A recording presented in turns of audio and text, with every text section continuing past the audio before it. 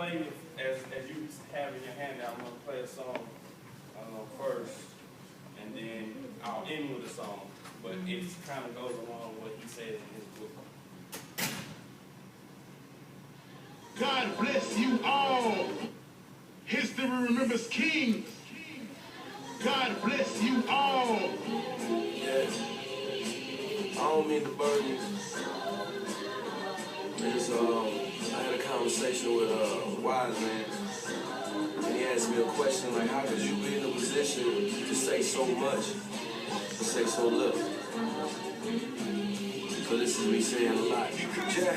I was raised from the Bible that I tighten at a times back. Same game they claim that they killing, I'm breathing life and then take heed. The people you lead, when you reciting that, you will die for what you believe. So where's your rifle at? Never was entertained or influenced by all the drama. Hard to bury your partner, but harder to console a mama that only want the best for a child. Save a place for his soul, Lord. He ain't been to church in a while. Said that Jesus can't save him and ain't no church in a while. This ain't gonna fuel his ambition, I swear, forgot how to smile. Hustle hard, that's what he said. While counting up the bread that he fed up on, he dead, and they can't bring him back. They locking up my people, shouting racks on top of rack. Public houses just too crowded, guard shacks on top of shack. Most pastors misleading people that listen, when all us black folk have is music and religion. A sense of self-respect, lost in the need to express ourselves through money, drugs, and sex. I'm a product of the same, so I understand the text. It says that she'll be bound to fall victim to her flesh. If I want the she'll address, one night of slumber, harsh rains and violent thunders. As she leave, is she clean, Lord? I often wonder. See me in turn, mice for results. The clinic humbles, playing B-Bill, goddamn your stomach rumbles. Left it all, but she'll keep it due to my numbers. So be it, I'll oversee that he runs and never fumbles. If it's a girl, I give her the world in sunny summers and show her how to scrap in case a nigga jump on her. Protect her from the evils that TV often can feature. Beware of predators in this jungle, they out to eat you. We all kings and queens, don't let no one else beseech you. Like you throw some blows and leave you swole, don't let it beat you. Don't let them feed you that bullshit that they fed me. Don't follow the road I took, look where it led me. I speak my mind and my heart, I bet they dread me. In the world of give me what you got, I always say it's free. Dumb, you've been starving your soul so long that you should eat some. You concerned with your father was then lead dumb to a well that only you and yours drink from. I build my own, fuck your paper kingdom. That's how I feel, I'm strong in faith. No need for you to say that God ain't real. Some things you just shouldn't play with. My soul patient, cause success ain't never saved shit, face it. We all want to die, yeah that's basic. But living fast and dying young ain't salvation. You keep on with that blasphemy and I keep on with my brand. If you think that Lambo's hot in the summer, well hell's blazing. My mind frame blown cause my brother said that I'm on. He bored at the crib while I'm wishing I was at home. Said he died for the chance and I replied to him he was wrong. Told him he could do better than me, then hung up the phone. The youth will surely go to war for what you want. To them it's more than real, but to you it's just a song. To you it's just a song. To us it's just a song. I'm guilty of the same. Says no one person is to blame. I promise I'll change. Pray you do the same.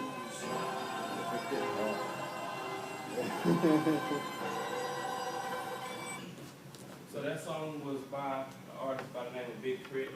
He's not a Christian artist, but he is a Christian. And so one of the highlighting points of Hodge's book, and we've heard from a number of other presentations, is how do you mix the sacred with the profane? Ooh. And is there a mixture in the sacred and the profane, and can you find God and Jesus in that place?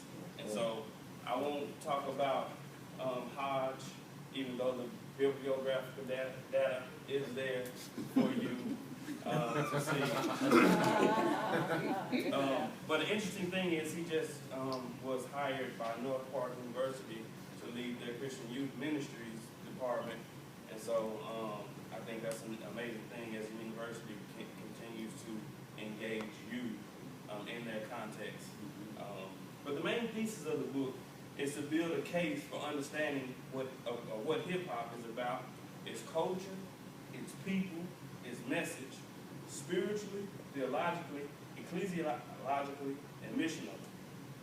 And I think oftentimes when the church engages the hip-hop culture, they don't see it from these components. What is the spiritual nature of the music? What is of the art? What is the spiritual connotation behind it? Oftentimes we only hear the denotative implications of the music, but not necessarily the connotation. And so I think Hodge does an excellent job in talking about it in this book. And like I said, again, I kind of disagree with the notion only because I brought my Christian conservative understanding to the book, saying that, you know, the Bible doesn't talk about profane, and as you can hear in the song, you hear a Christian or an individual who's talking about his stern belief in God and that success is not going to change it, all the different, but he's engaging the culture in which he lives in. You know, the promiscuity that's inside of his culture, the attitude that's inside of his culture, but yet understanding that while you may be talking about a nice car and it may be nice, hell is real. Yeah. And so when engaging these notions, we have to be able to understand the message that the artists are trying to say, and I think that's what Hodge talks about most in his book. The guiding notion of the book, and this is something that kind of flows throughout the entire book, is that hip-hop theology is liberating theology. It is a study of the Godhead in the urban context with the goal of better understanding God's rich and complex love for everyone, not just those who look and talk nice, and the revelation of God through the liberation of the oppressed from the oppressor. And so if you don't have an understanding of how the origins of hip-hop, I know commercial hip-hop kind of draw so far away from the origins, but the origins of hip-hop were individuals in Nigeria and in Jamaica fighting for liberation. And so another book that he recommends that you get if you don't have a history of hip-hop is Can't Stop, Won't Stop by Jeff Chain, which is an excellent book if you're trying to figure out hip-hop from its origins. Because if you try to come back through it from what you hear now on the radio and what is engaged, then you'll totally be lost and you won't be able to see it for its liberating qualities in which it really does have. There are 9 chapters in the book, and so I'm not going to go through each chapter, but each of the 9 chapters, they're broken down into 3 sections. And so I'll give you a framed understanding of what those are. The first section is a bird's eye view, and this is what he talks about the origins of hip-hop, how hip-hop liberated his life. I mean, a young man growing up in South Texas where he was engulfed by Hispanics and engulfed by a difference, and he thought the word nigger was a positive attribute. And he went home on one day and told his mom, said, how are your friends? He's like, oh, they love me, they call me nigger. And his mom was like, hold on, son. They're not saying to you that's a good thing. But, you know, as children, you don't really understand that. You know, as long as they're engaging you, you're excited about that engagement. And so he said he grew up where the radio didn't have music to his liking. You know, you either listen to what was going on at church, or you listen to whatever's on the radio. And so you're in the largely South Texas, you know, so that's largely Hispanic, predominantly white area, and you're a black male, there's nothing. And he said when he first listened to hip-hop, it gave him the voice that he did not have in his circumstance. And so oftentimes I believe that's what hip-hop does.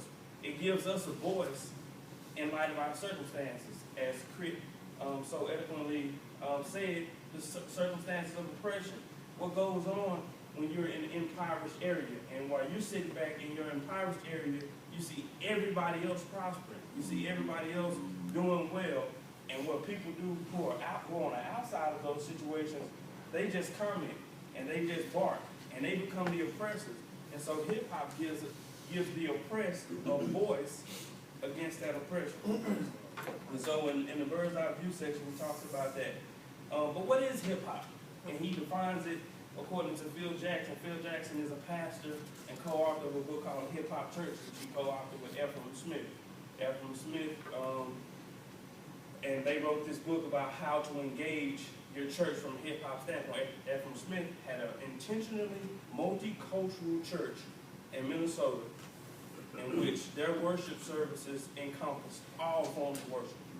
Hip-hop, contemporary, rock and roll, Christian music, poetry, d-boying, the whole components of the whole gamut of music and engage in worship. And so hip-hop is an urban subculture that seeks to express a lifestyle, attitude, or theology, rejecting dominant culture that seeks to increase social consciousness, cultural awareness, and racial pride. Rap functions as the vehicle by which the cultural message of hip-hop are sent and the industry by which hip-hop culture is funded and propagated. And so everything that, especially for black folks, especially urban young black folks, it's the hip-hop culture. As you can see, I have on a fitted hat and some forces. This is a part of our culture. The shoe game is a part of our culture. And so if you can't understand why little 15, 16, 17-year-old kids want every latest sneaker, it's a part of the culture. And that's encompassing. Hip-hop is the vehicle that makes Nike rich. You know, if y'all get a chance, there's a documentary on Netflix talking about where my kicks at, or something to that effect, talks about shoes and how Run DMC reinvented the shell-toe Adidas, and they actually were the first people to get a shoe deal. They got $1 million shoe deal with Adidas in the 80s because they rocked shell-toe Adidas. And the owner of Adidas said, hold on, why is there a resurgence in our income for these shoes that we thought were dead? It's because some kids in New York were rocking shell-toe shoes and rapping about it. And that is what, and so rap in itself influences the culture. But when we're looking at it from its liberating components, we see that all those kids were doing, we're talking about the situation that they were in and how they coped with the situation. They couldn't afford new shoes, so they rocked shoes with no shoestrings. And they rapped about it. And so what looked from an outsider's perspective as poor became a fashion. And hip-hop carried that into, and so Hodge talks about how we look at that profane or that which is not like good and whatnot, and how to encounter that. The section 2 talks about hip-hop theology. You know, one of the things I can say about the book, the critique that I have about the book, as a Christian, I listen to Christian hip-hop, and so it doesn't really talk about the liberating qualities of Christian hip-hop. And understandably so, when most Christian hip-hop is highlighting your sin, and highlighting your issue, and he acknowledges that in the book. I would like to talk about it, but for the most part, Christian hip-hop is not always liberating to everybody. You know, and so when you look at hip-hop and its origins, it was a liberating movement, and it was helping people to see this risen Savior who was for them in their oppressed nation. So what is hip-hop theology? Hip-hop theology is about liberation from shackles of modernity. As black gospel music has a liberating tone, hip-hop likewise offers postmodern youth a new and needier image of Jesus. It's a real image of Jesus. And me and Dr. Walker talked about this earlier today, and he asked me, what does hip-hop have for a seasoned individual like myself? And in the same notion that gospel music was once frowned upon because it was not Negro spirituals, and it was not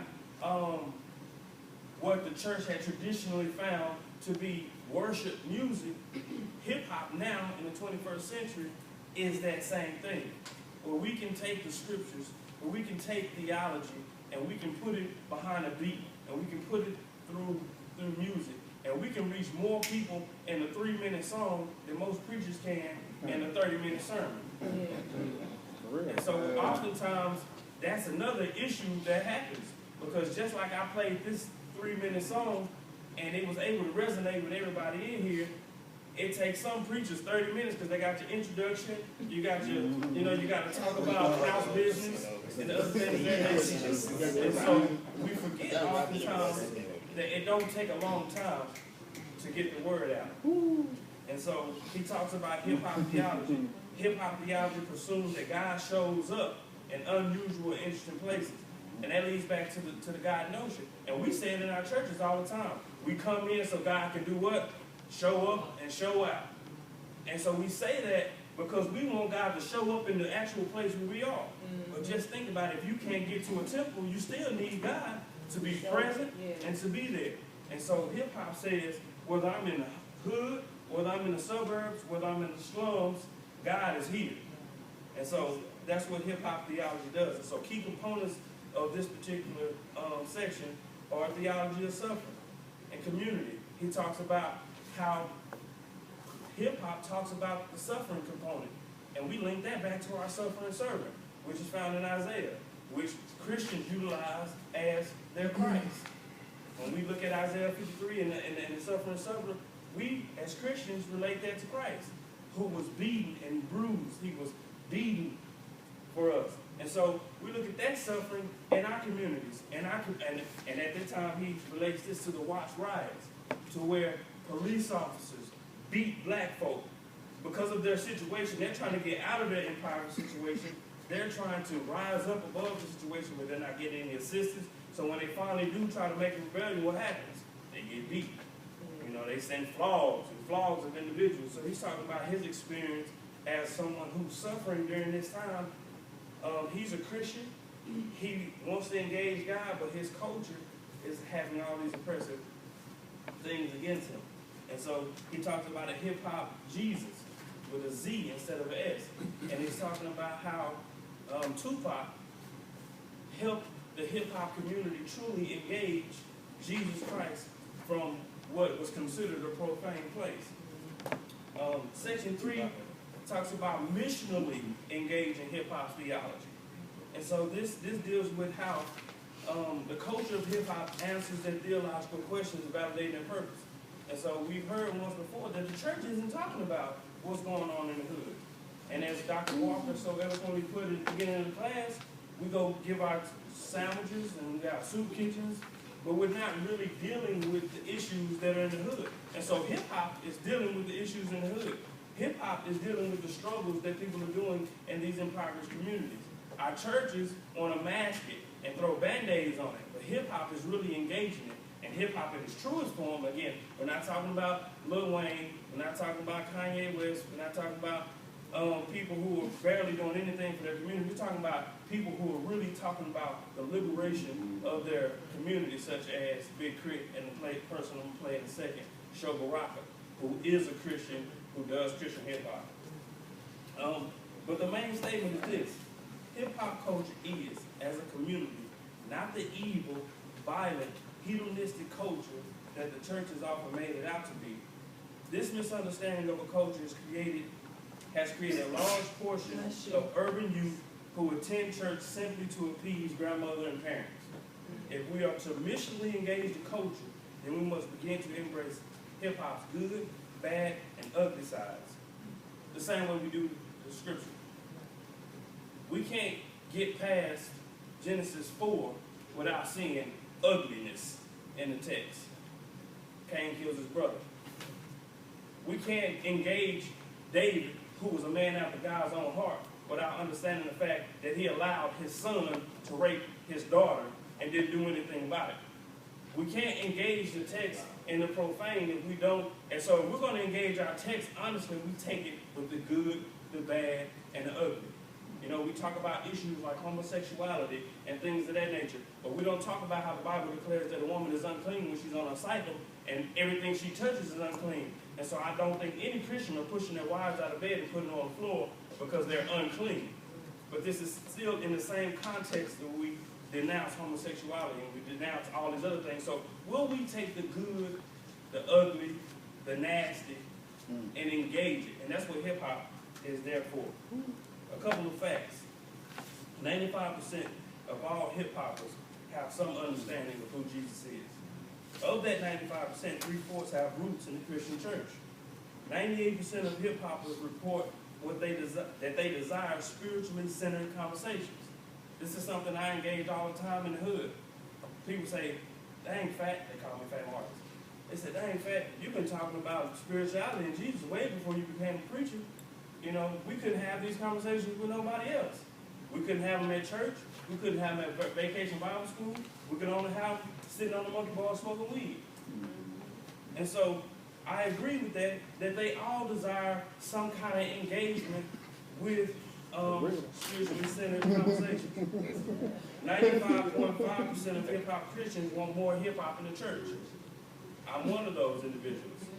Luckily, I pastor youth, and so I can include hip-hop in my area. But I don't see it too often in the main sanctuary, you know, amongst the general congregation, unless it's a youth-centered service. And so not everybody's a part of the youth ministry. You got young adults who are coming from college, career individuals who are hip-hoppers, and they're sitting here listening to him on page 536. Oh, yeah. You bet. And so they all want a part of hip-hop because you want to engage God the way you engage God when you come to worship. 56.6% of hip-hoppers agree that the hip-hop community is a spiritual place for them.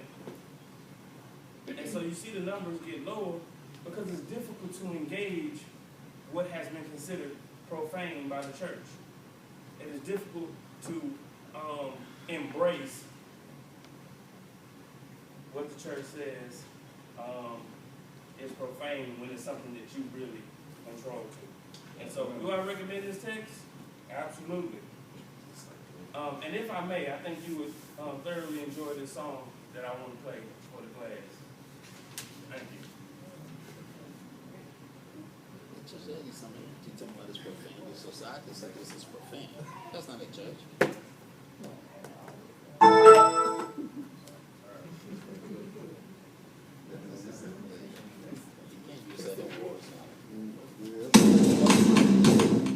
Dit spøkte van ons leiding en in die midden van ons pijn staan daar een wat bekend is met leiding en hy is gewillig om vir ons te genees, Jesus Christus. Yeah. I feel the pain of a 70-soul singer who just saw the death of one of its soul leaders. I want to sell records, but yet I feel eager to write political tunes that give a certain finger. To talk to God, they told me to come out. I'm thirsty for his revelation. Where's the color for it? His grace reigns on concrete God. I guess it's common sense now that that's water for chocolate. Mama's trying to keep the babies on the street. Police got rap sheets and your kids getting beat. Hit after hit, video and crowd is still not enough evidence. I'm on my area, tell me, maybe my sojourner. More like Martin Luther King and Nat Turner. I roll with a team of newly redeemed sinners and know we have to lose our life to be winners.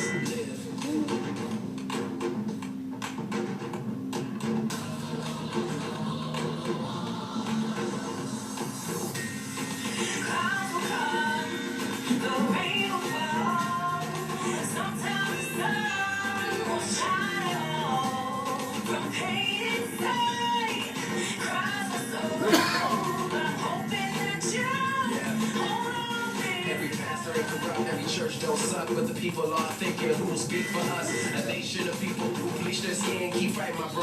You'll find that peace within. By that young brown sister with a pure gold voice. Or that unborn child who has had no choice. Third world pains, kids dying of AIDS. And born a child cause who adults have childish ways. Pretty offensive. I'm still in the zone. I have a Chris Rock go. Keep my daughter off the pole. It's twofold. Tripping and politicking cause to me, homie, I don't really see much difference. Promise a bunch of stuff you never get. Exit with the same concerns you came in with. To all my people who grindin', what up though? To all my people who dying, what up goes? To all my people who grindin', what up though? To all my people who dying, what up goes?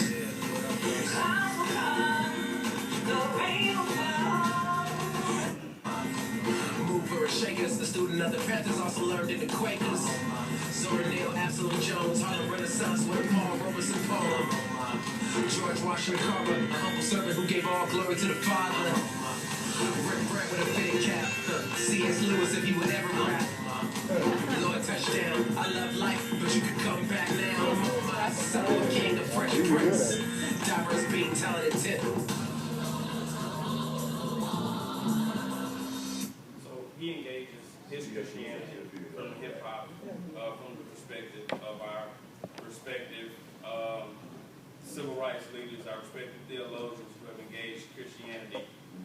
positive manner